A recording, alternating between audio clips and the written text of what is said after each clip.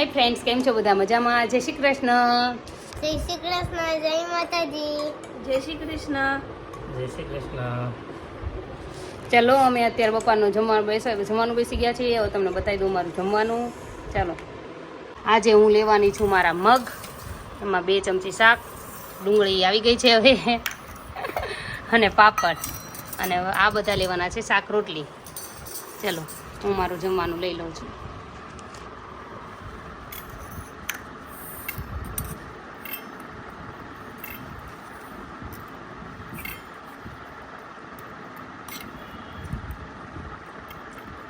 અમારા એટલા મગ,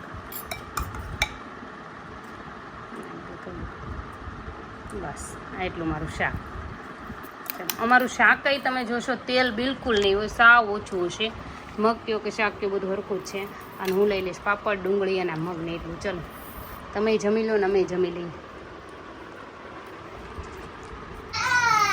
જો ફ્રેન્ડ્સ, આ એમેઝોનમાંથી અમે આઉટડોર કેમ્પિંગ કરવા જઈએ ત્યારે નાઇટના જ્યારે રસોઈ કરવાની થાય ત્યારે ફોનની લાઇટને ગાડીની રાખીએ છીએ અમે। તો આવો એક પહેલાં ટ્રાય કરવા મંગાવ્યો છે, પછી જો અમને એમ લાગશે કે યુઝેબલ છે તો અમે પછી બીજો મંગાવી લઈશું। જો આ પાવર બેંકમાં થાય છે ચાર્જિંગ, પણ અત્યારે અમારી આગળ જે પાવર બેંક છે આઈફોનની છે, એમાં આ પોઈન્ટ જતો નથી, એટલે હવે જોઈશું અમે। અત્યારે ખાલી ચાર્જરમાં લગાવીને જોઈએ થાય છે કે નહીં થતું એમ। તો થાય તો તરત જ ખાલી પોઈન્ટ એમને નાખીએ તોય થઈ ગયું। લ્યા આમ આવી રીતે આ લોક છે, આવી રીતે આ લોક છે। જે ઓલું આઉટડોર કેમ્પિંગ આવે ને ટેન્ટ આવે ને, ટેન્ટમાં તમે જોયું છે અમારા ટેન્ટમાં છે ને હૂક ને એવું, આ રીતે ટીંગાડી દેવાનું। જો એટલી લાઇટ કરે તો આવા 2 કે 3 લઈ લીધા હોય ને તો લાઇટ થયા કરે। ખબર આવા તેમ તો ચાર્જિંગવાળા આવે છે, એમ વિચાર કર્યો ચાર્જિંગવાળો લઈ લેવો છે। ચાર્જિંગવાળો વિચાર કરે છે કે લઈ લેવો છે, આઉટડોર કેમ્પિંગમાં કામ લાગે।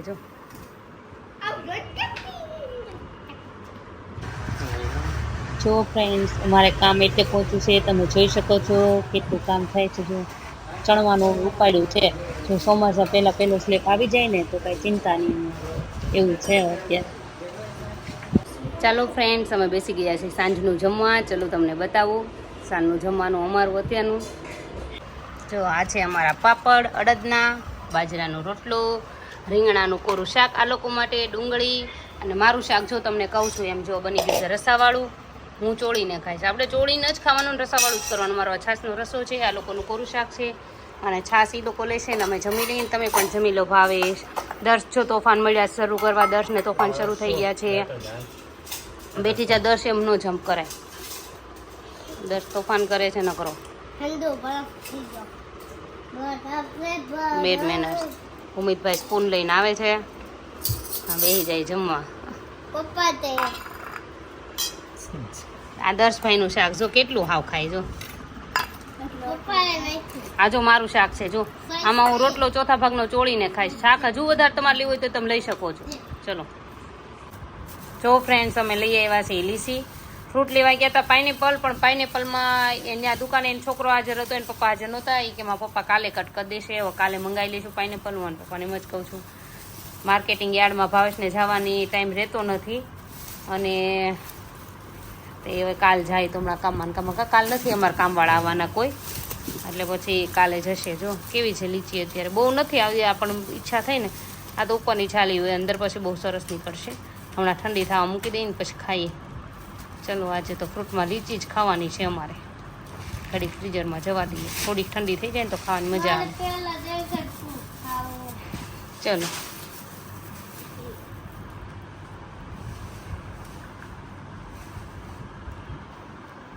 ચાલો આને મૂકી દઈએ ફ્રીજમાં। ભૂમિતા ઘડીક ખોલીને ફ્રીજમાં મૂકી દે। જો ફ્રેન્ડ્સ, આ લીચી છે એટલી એવા મૂકી દઈશું ફ્રીજમાં, ઘડીક ઠંડી થવા ખાઈશું। એક લાસ્ટ કોથળી હતી, એમાં લીચી બહુ દેખાતી નથી પાલીતાણામાં, એક દુકાને હતી કાં ભાવ, અને એ આ છેલ્લી કોથળી હતી, પણ કોઈ લેતું નહીં હોય બહુ લીચી, ખબર નહીં।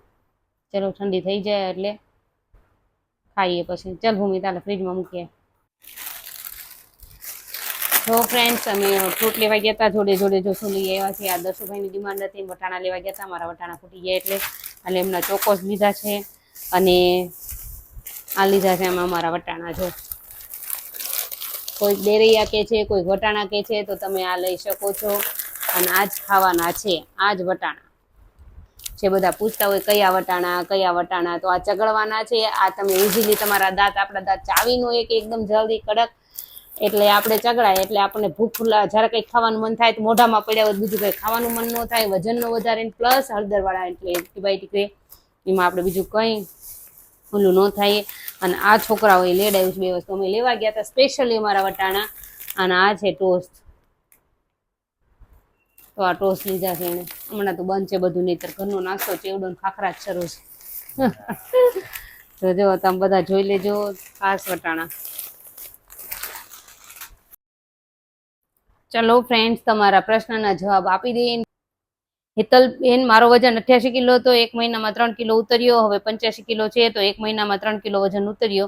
એ સારું કહેવાય કે નહીં? And thank you Hetalben. તો મોસ્ટ વેલકમ. અને એ સારામાં સારું જ કહેવાય. 3 કિલો વજન 1 મહિનાનો સારું જ કહેવાય. તમારે જેટલો તમારો સ્લો ધીરજ રાખી સ્લો તમે ઉતારશો એ જ સારું રહેશે. તમારે વજન વધવામાં વાર લાગશે, તમને ભૂખ એટલી બધી નહીં લાગે, અને તમને એમ નહીં થાય કે હું ડાયટ પણ કરું છું. એમ ડાયટ જેવું કાંઈ તમને ફીલ નહીં થાય. અને એ રીતે જ ઉતારો કન્ટિન્યુ શરૂ રાખો.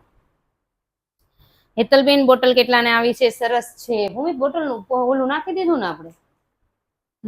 બોટલનું ખોખું નાખી દીધું ને. અમે જેતપુરથી લીધું એનું લગભગ આપણે 2-3 મહિના થઈ ગયા. કા ભાવ? ફેબ્રુઆરીમાં લીધું અમે. ફેબ્રુઆરી મંથમાં અમે અમારી એનિવર્સરી સેલિબ્રેશન કરવામાં ગીરમાં ગયા ત્યારે જેતપુર હાલ્યા હતા.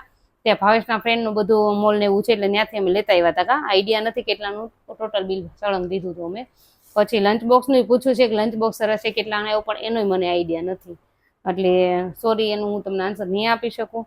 પછી હેતલબેન, સાંજની જગ્યાએ બપોરે જમી શકાય? તો હા શ્યોર જમી શકાય. મેં તો તમને મારું રીઝન બતાવ્યું છે કે મને રાત્રે બહુ ભૂખ લાગે. મને દિવસ આખો તમે એમ કહો કે હાવ પાણી વગર કાઢી નાખો તો પાણી વગર એ કાઢી લઉં, પણ રાત્રે મને નીંદર ના આવે, એટલે મારે જમવા જોઈએ. એટલે હું રાત્રે જમવાનું મારા ડાયટમાં મેં એટલે રાતનું જમવાનું ફિક્સ કર્યું છે. પછી કીધું છે હેતલબેન, મારે કેમ નથી ઉતરતું? હું ડાયટ તો કરું છું. તો તમે સેજ ડાયટ તમારી ડિફરન્ટ કરો. તમારી તાસીર કદાચ એવી છે, બને ત્યાં સુધી બધાના ઉતરે જ છે. તમે ડાયટનું ક્વોન્ટિટી ઘટાડતા જાઓ હવે ધીરે ધીરે. પાણી ફૂલ પેટ નહીં પીતા. પાણી તમે ધીરે ધીરે કટકે પીવો. 2 ઘૂંટડા 3 ઘૂંટડા પીવો. એક હારે નહીં પીતા. બહુ નહીં લેતા તમે પાણી. ધ્યાન રાખજો. જ્યુસ, શરબત, કોઈ પણ હેલ્ધી વસ્તુ, મગ ખાઓ, કઠોળ ખાઓ, ફણગાવેલા મગ ખાઓ, કોઈ પણ વસ્તુ લ્યો, એકદમ ફૂલ પેટ થઈ જાય ને એમ નથી ખાવાનું. તમને એમ થઈ જાય કે મારા પેટમાં ભૂખની શાંતિ મળી ગઈ છે, કે હવે ભૂખ મને એમ નથી થતું કે મારે ખાવું છે એમ. મોઢાની મીઠાશ નહીં જોતા. હું હજુ કહું છું, મોઢાને તો મીઠું લાગશે જ. તમારા બોડીને, પેટને જોજો. પેટમાં એમ થાય કે બસ હવે થોડું ઇનફ થઈ ગયું છે, તો વધારે નહીં લેશો. અને કંટ્રોલ કરો ને કટકે ખાવ તમે. પછી કીધું છે હેતલબેન, મારે વેઇટ લોસ કરવો છે, પણ હું ખાવાનું જોઈને કંટ્રોલ નથી કરી શકતી, તો શું કરું? તો કંઈ નહીં, ખાવાનું જોઈને કંટ્રોલ ન થાય તો વટાણાનો વાટકો પડખે રાખવાનો, થોડુંક ફ્રૂટ પડખે રાખવાનું. કોઈ પણ વસ્તુ ખાવાનું હોય ને ત્યારે આપણે ફ્રૂટ ઉપર રાખવાનું ધ્યાન. જમવાનું આપણે એવું લાગે તો થોડાક દિવસ ફેમિલી જોડે નહીં બેઠીને, થોડુંક અલગ બેઠીને તમે કરો તો સારું રહેશે, નહીતર ખવાતું રહેશે. એટલે કંટ્રોલ કરતા શીખો ધીરે ધીરે. પછી તમને આદત પડી જશે ને પછી તમને ખાવાનું મન નહીં થાય. મને બબલાની એટલી આદત હતી ને, હું આદત હતી ખબર છે, બબલા બહુ જ ખાતી હતી, પણ હવે મને એમ નથી થતું હું ખાઈ લઉં. સન્ડે ખાવ ને તોય મને એમ ન થયું એટલું બધું હું ખાવ એમ. મારું વેઇટ એમ જ હતું. મેં બહુ એવું દર વખતે તો બહુ જ ખાધું છે.